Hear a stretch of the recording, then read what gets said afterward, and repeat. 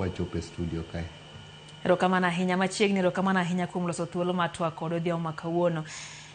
Kawuono kotwak gi jo fuambo e apise, jatend migawo mar omenda John Mbadi nowacho ni ng'anyo ma kawuono korka kore ne en ng'anyo mane ok owinjore. Inene nade ng'anyo ma kawuono be no owinjo timre?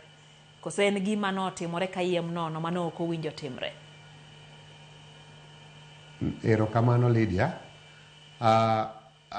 Ageno nadoge nyinga kendo ne samoro jomoko winjo. Gi nyinga en Charles Obuya. En jakom mar riwruok weg nyamburko mating'o jowuoth e kaunti ma Kisumu. Kendo ane organizing secretary mar riwruok mag weg nyamburko mag jowuoth Kenya mzima. Lydia, mondo wachope okang' mane koro wanyalo dhi e barabara kawuono, en gima koro chope e duondwa ma ok wanyal. Aparo ni EPRA osebedo kamedo ga mafuta,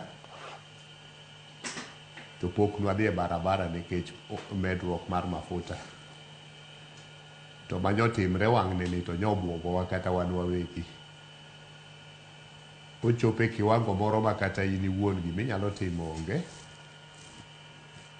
Kiparo ni dwa medo nengo to gi atamalo manyomedo go mafuta ni koro yudo ka kendi in gi buok in iwuon ok inyalre. Omiyo ne wakwayo gi muolo ni kaponi wanyalo dhi e ng'anyo mamuol, wabed piny gi sirkal mondo wawinje ni to korgi pek gi chal nade to wabende giwinje korwa pek mwawinjo.